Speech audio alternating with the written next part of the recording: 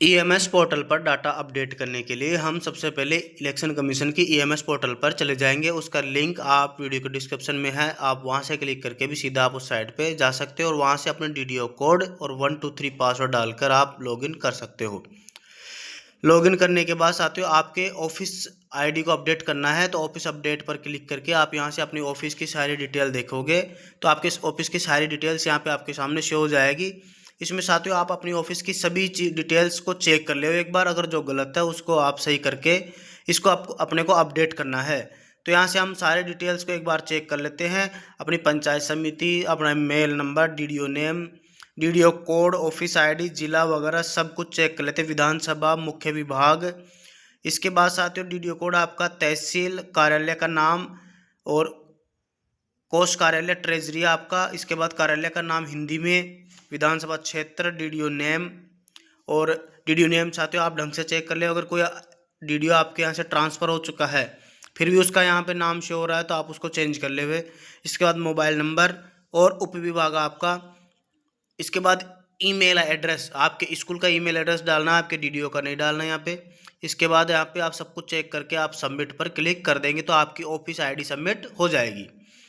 इसके बाद हम देखेंगे साथियों स्कूल मैपिंग। अगर आपके पीओ में जितने भी स्कूल है वो सारे स्कूल यहाँ पे अपने आईडी पे मैप है या नहीं। अगर मैप नहीं है तो उन्हें अपने को मैप करना पड़ेगा। इसके लिए हम आवर पीओ अंडर स्कूल इस पर क्लिक करेंगे साथियों। अपन इस आवर पीओ अंडर स्कूल पर क्लिक करेंगे तो हम यहाँ देखेंगे अपने पीओ के अंडर जितने भी स्कूल है वो सब यहाँ पे शो होने चाहिए। यहाँ पर साथियों 5 स्कूल एक साथ शो होगी, आप उसको नेक्स्ट करके भी देख सकते हो। सारे स्कूलों को आप मैच कर लेना एक बार, क्योंकि अगर कोई पंचायत चेंज हुई है या फिर किसी स्कूल का दूसरे स्कूल में मर्जर हुआ है तो वो स्कूल भी आपके यहाँ शो हो रही हो तो आपको उसको अनमैप करना पड़ेगा। और अगर आपके कोई स्कूल जुड़ी है तो वो आपके शो नहीं हो रही तो उसे आपको यहाँ से ऐड करना पड़ेगा। अनमैप करने के लिए हम यहाँ से अनमैप पर क्लिक करेंगे और अनमैपिंग पर क्लिक करके हम स्कूल को अपने पीओ से हटा सकते हैं। बाकी साथियों अगर किसी स्कूल को यहाँ से एक बार आप ढंग से सारे स्कूल को चेक कर ले, उनकी सारी डिटेल्स मैच कर ले और इस स्कूल में अगर किसी स्कूल आपके पीओ के अंडर में नहीं आ रही है तो उसको मैप करने के लिए हम स्कूल नोट मैप में जाकर यहाँ से हम अपना स्कूल सर्च करेंगे। अपना स्कूल सर्च करने के बाद हम इसको अपने स्कूल में ऐड कर सकते हैं। आप यहाँ से सारे स्कूलों को ढंग से चेक करने के बाद आप मैपिंग को लॉक करना पड़ेगा। अपने को लॉक नहीं करेंगे जब तक ये मैप नहीं माना जाएगा, इसलिए हम यहाँ से ऑफिस मैप लॉक्ड का मैसेज आएगा और ये अपना ऑफिस मैप लॉक हो चुका है। अब साथियों सबसे इम्पोर्टेंट काम है एम्प्लॉय अपडेट करने का। इसके लिए हम यहाँ पर लेफ्ट साइड में एम्प्लॉय अपडेट पर क्लिक करेंगे तो यहाँ पर अपने पीओ के अंडर में जितने भी एम्प्लॉय है वो सारे एम्प्लॉय यहाँ पे शो हो जाएंगे। इन सभी एम्प्लॉयज़ का आपको एक एक करके डाटा अपडेट करना पड़ेगा, जिसके लिए साथियों आपको एनआईसी कोड और आपका वोटर आईडी कार्ड वो सब कुछ ज़रूरी है। उसके बिना आप यहाँ से अपडेट नहीं कर पाओगे। एक बार आप अगर किसी कर्मचारी का गलत डाटा अपडेट कर देते हो तो उस कर्मचारी का फिर अनलॉक करवाने के लिए आपको वापस से ईएमएस पोर्टल आपके डिस्ट्रिक्ट लेवल पर बात करनी पड़ेगी और वहाँ से आपको इसको अनलॉक करवा सकते हो।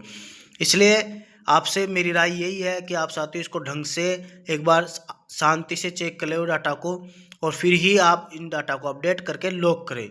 इसके लिए आप कार्मिक का कोड और उसकी गजेटेड है, नॉन गजेटेड है, कार्मिक कोड, राज्य सेवा, ये सब कुछ सूचनाएं साथियों आपको पहले ही मांगी गई है एक्सेल सीट में। उस एक्सेल सीट से ही आपको देख के यहाँ पे भरनी है। बाकी इसमें किसी भी तरीके की कोई गलती नहीं होनी चाहिए। मोबाइल नंबर ढंग से मिलान कर ले हुए, ईमेल एड्रेस ढंग से मिलान कर ले हुए। इसके बाद साथियों आपका जो सर्विस डिटेल है, प्रथम ज्वाइनिंग, वर्तमान नियुक्ति, इसमें साथियों क्या है, अगर ये कोई कार्मिक 6 महीने से रिटायरमेंट में 6 महीने है तो उसके लिए बहुत ज़रूरी है ये, इसलिए इसको ढंग से भरे सभी कार्मिकों की।